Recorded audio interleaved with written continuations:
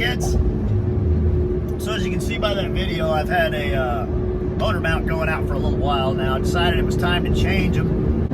The driver's side, which is actually the transmission mount, is destroyed. There's really nothing left of it. And that has been leading to, when I try and pull off from a red light or something, I get this skitter.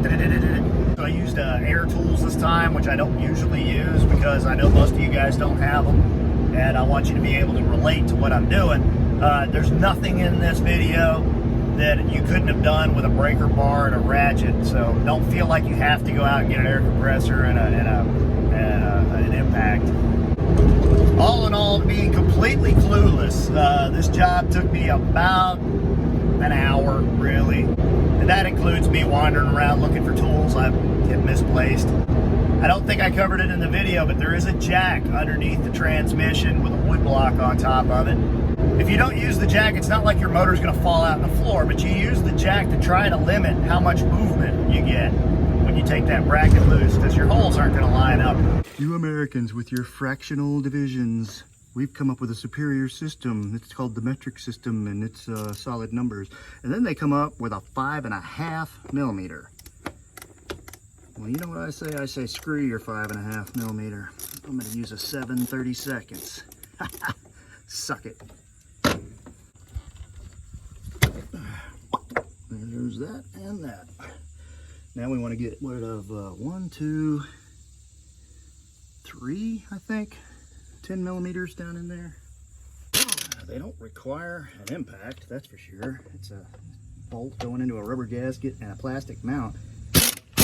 But since we've already got the impact out, let's go ahead and make it quick. And this is the danger of the impact wrench. It makes things quick and easy when you get dependent on it. And then you break something that you didn't intend to break. Pull this hose back. Pull this airbox out.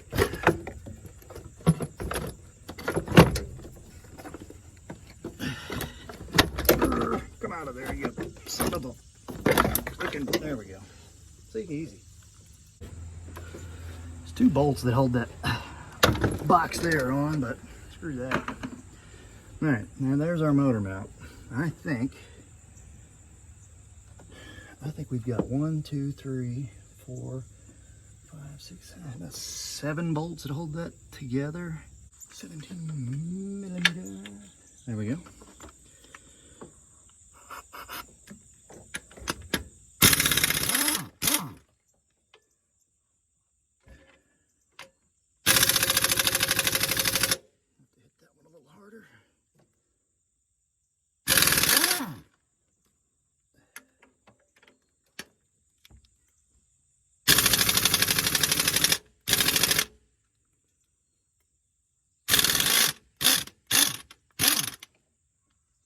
Again, you see the car drop down. Well, the motor drops down, the car picks up. Because we're taking all that weight off of it.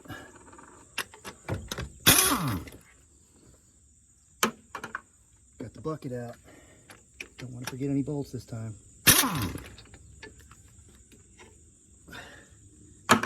Now that I've got this loose, let me show you. I don't know if you can see this, but you see that?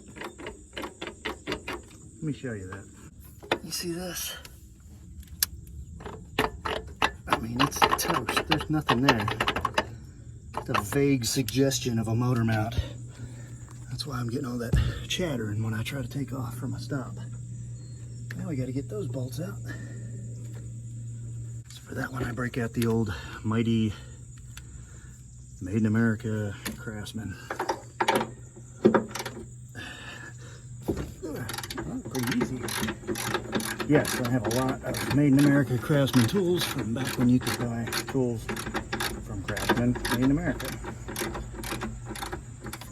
I'm not preaching, but I do like to buy American when I can. For that bolt there, I'll probably have to just switch to a wrench.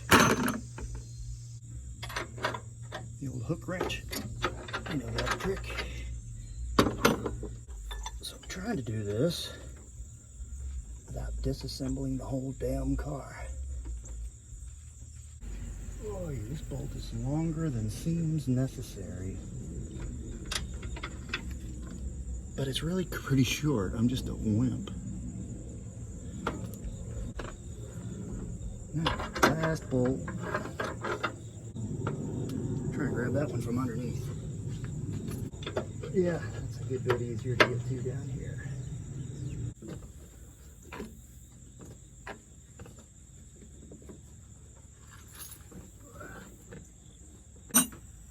Alright, that should be it, folks. Let's take a look at just how hideous this thing is. Oh my God.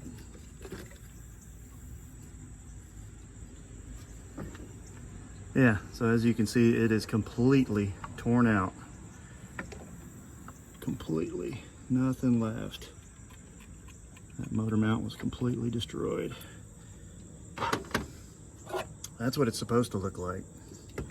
Now I gotta move down to the ground and get this bolt out. Boy, that thing looks awful. So I can swap the bracket to this one. Woo, there we go. Alright, zapped out the bolt with the impact on the ground there. I'm leaving it loose so that I can put this back in and wiggle things around as I need. It kind of goes like that. The joys of Taiwanese parts. Come on, sucker. A little bit more, a little bit more.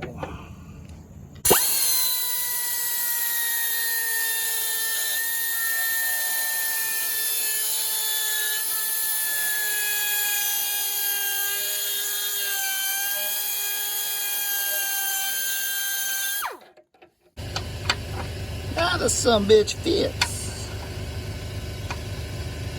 There we go. If I had to guess, this is the difference between buying a $100 motor mount and a $40 motor mount. Probably that right there. If you didn't have a die grinder, you'd either have to take this all back apart, take that mount out and drill a hole. Or you'd have to take it back to the auto parts place. In this case, AutoZone. This is a Duralast. I think it was the medium grade part. I don't think it was even the cheapest part. But I have a tiny little die grinder, so I can work it in there and get this stupid piece of crap to work. The next question is going to be, how long do these cheap motor mounts last? And if they blow out in a couple of months, well then I'll probably go ahead and spring for the good ones. Yay. Well, that should get it, folks. So, technical difficulties. I ran out of memory on my phone and the end of that video failed to record. So, the rest of it's just me putting the bolts back in, which is, I mean, if you took it out, you know how they go back in, right? And putting the air box back in, making sure there's no stuff that got disconnected, giving it a test run. The car drives a whole lot better, a lot less noisy, no more skittering and jumping around. And if you're trying to ease off a clutch with that bad motor mount or transmission mount, it just jumps all over the place. And you might think your clutch is bad, but hey, if your car's old like mine, check those motor mounts and transmission mounts. I've got 2 more motor mounts I'll end up putting in before long. Winter's coming, so trying to decide which repairs have to happen before winter. That's where I am. There's so much wrong with this car still. One of the fans is bad, keeping the air conditioner from working. The ignition switch is screwed up. There's one of the strut bearings is bad on top. I think I could probably stand to change out another axle. You know, the front end could use a brake job. See if you can guess which one of them I'm going to do for the next video. I don't know yet. Tune in next week and we'll find out. Like and subscribe. Scavenger Type. See you next week. Bye.